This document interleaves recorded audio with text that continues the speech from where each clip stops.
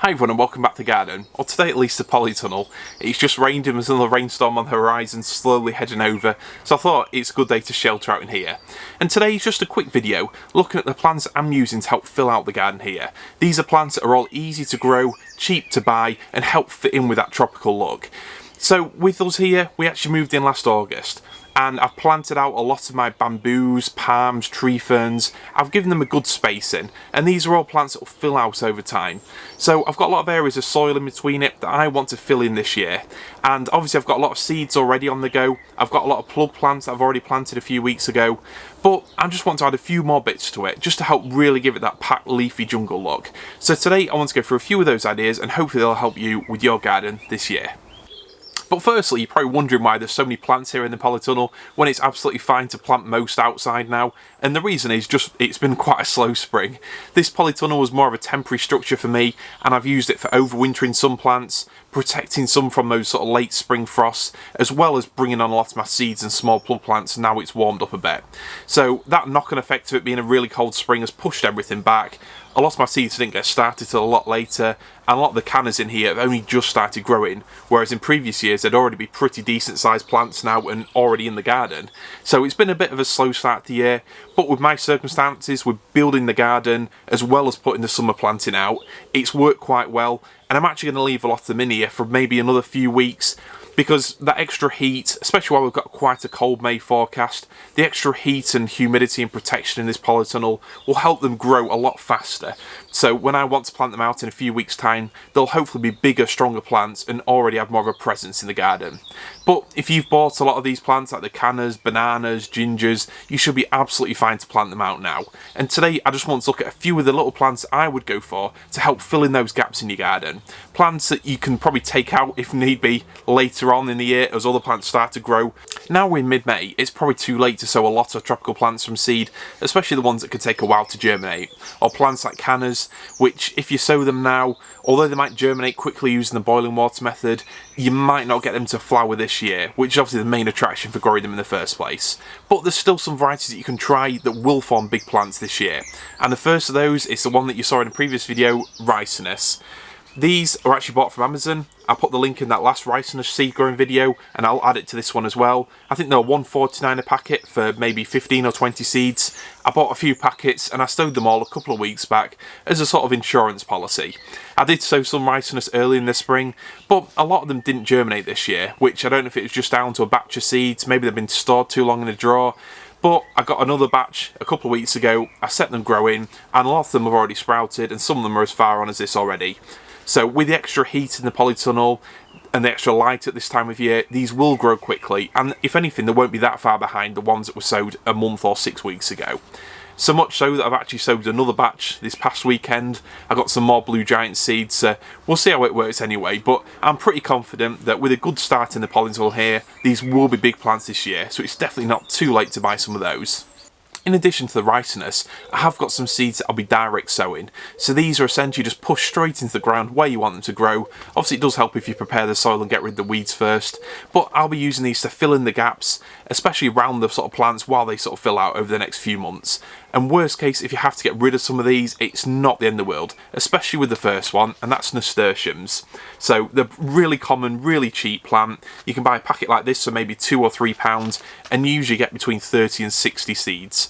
The colours of them, they fit in really well with a tropical planting scheme. You get lots of really rich yellows and oranges, and I think the leaves have that sort of tropical vibe to them as well. So I'm going to be planting a lot of these out. They don't need a rich soil, and what you find if you put them in too rich a soil, they just grow a lot of leaves and not as many flowers. But I won't let that hold you back. If you've got any gaps where you need a sort of quick growing ground cover, some of the varieties even climb a bit as well, then they're a great choice. And like I said, if it does get to a point in a few months' time when the border's looking a bit too packed, you can soon rip them out, and you know, there shouldn't be any sort of guilt there. Now another variety that we'll be sowing, I probably won't be ripping these out, are these. These are sunflowers, and I actually got this free with Gardener's World magazine, but you can get a load of different varieties, and it's not too late to sow sunflowers. I think traditionally a lot of them were direct sown after the frosts have passed anyway, because they are tender plants, and what you'll find is if you sow them now, they will flower later in the season, but that generally sort of coincides with that sort of late summer, early autumn boom when all your tropical plants are looking really incredible. Whereas if you sown them too early and they're already quite large now, they'll flower sooner and they'll start to look a bit sort of faded and past the best, you know, before a lot of your tropical plants have really hit their prime. I did also get the Rudbeckia seeds with them, so I'll probably sow those as well. They're not a plant that I've grown before or particularly grabs me, but I think the colours of the flowers can really fit in with that sort of rich tropical theme, so we'll go for it anyway. They're free, so why not? My next filler plant suggestion, and these are also very cheap, very easy to grow, and grow pretty quickly, it's actually spider plants. Now, obviously be well used to seeing these inside, maybe not so much outside. I'm not the first person to grow as part of a tropical garden. I know a lot of people have done it in the past, but it might surprise you to know that they're actually relatively hardy, and a lot of people do have them coming up again the next year, especially if you plant them somewhere sheltered and we do have a mild winter. But obviously they're very easy to propagate. What I did at the back end of last year, I actually bought a couple of spider plants, had a lot of the sort of offsets already starting to grow roots, and I took a lot of those offsets off and put them into a little bowl of water. So I've got about 20 of these now looking over there. They're all grown inside that little bowl, and all I did was just top up the water maybe every few days or a week or so, and they've literally not grown in anything but water all winter. Obviously I could have made life easy for myself and left them on the actual plant and just taken them off this spring, which is what I've done with the other one. But you get what I'm saying. They're very easy to propagate. You just have to buy one plant and then you've got spider plants for life. And they're also very easy to overwinter without taking up a lot of space, which is an important consideration. When it comes to planting out your spider plant then, generally somewhere with a bit of shade is best. And as a general rule, any plant with variegation, so the white in the leaves, they usually appreciate a bit of shade, a bit of shelter from full sun. But that being said, they're not really that fussy and they will be able to grow perfectly fine in most areas. And I think whilst they're sort of taken for granted really as a houseplant, they do definitely fit in with the whole exotic theme, and they do have the look of a sort of small cordyline type plant. So I'll be using these throughout my sort of middle shaded jungle clearing area. I think they work really well. And what I'll do, I might leave some in the ground over winter, but then I'll also just dig up the best ones and maybe just cram a load of plants into a pot as a way of overwintering a lot of plants without taking up a lot of room. All the way from a houseplant then to a vegetable, and my next suggestion is actually sweetcorn. So at any garden centre this time of year, you can generally buy these in trays like this or individual cells. You get around maybe 10-20 plants and you spend between £2 and £4 for them. So while they're not quite as cheap as growing from seed, they're not far off really. And although sweetcorn might not come to mind immediately when you think of tropical gardening, I think the reality is they grow very quickly. They get to maybe 5 to 6, 7 or even 8 foot tall.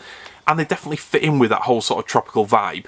They've got foliage very similar to an Arundo donax, the giant Spanish reed, or Miscanthus florigelus or giganteus, which are the really big grasses. And these, obviously you can pick them up cheaply, you get a lot of plants for your money, and obviously you get sweetcorn as well, so everyone's a winner. But personally, I'll be using these to fill in around a lot of the bamboos. The plants are put in there for height in specific areas, but they won't have filled out quite yet this year.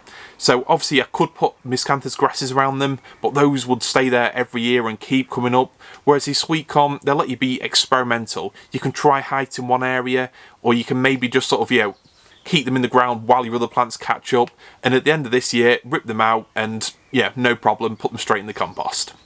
In addition to the sweetcorn, I'm also growing a few varieties of pumpkins, marrows and squashes. They're all vines with really big leaves, so I also think they'll fit in really well with a tropical theme.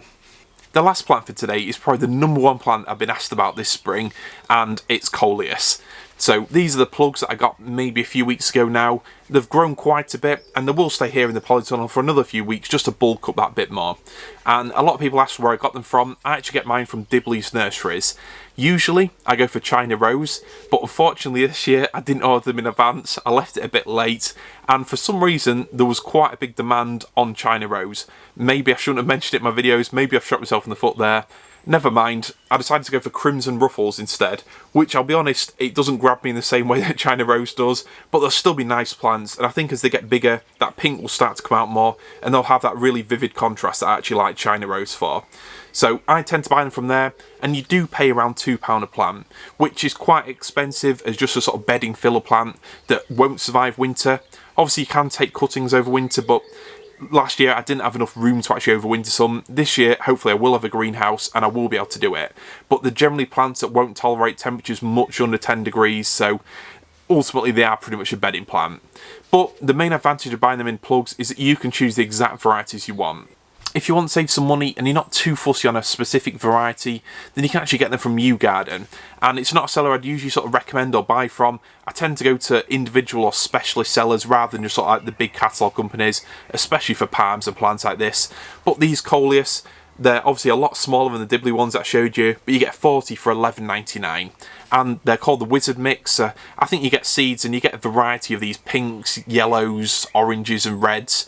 But they're great plants. They're going to take a few weeks in the polytunnel just to get to something that I would actually plant outside. But Coleus are a plant that once its temperatures get right and, you know, in the sort of middle of June, they will start growing away very quickly. So for me, it was worth a punt. And if you're looking for something to dot around your cannas, especially at the front of your border, then Coleus are probably a great shout for that. It's even worth looking in garden centres as well, and our local garden centre had these. Again, I think they're the Wizard Mix. You've got the same mixtures of greens, pinks, reds and yellows, but they're all great plants and they're great for adding a bit of vivid colour to your tropical display. So these, I think they were just over £1 each, maybe £1.29. So again, if you're not too fussy about having a certain variety, it's worth shopping around, and I think these are a great plant to add to pots, add to borders, and just as a general filler plant to have around your garden.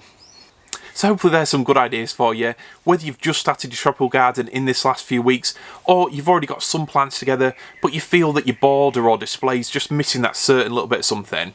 So with all these plants I've mentioned, they're all easy to grow, they all grow quickly, they all fit in really well with the tropical planting scheme, and they're all pretty inexpensive in the scheme of things. But if you've got any other ideas that you think would be helpful suggestions to other people, please leave a comment below. It would be great to hear what you're doing in your garden. See you all soon.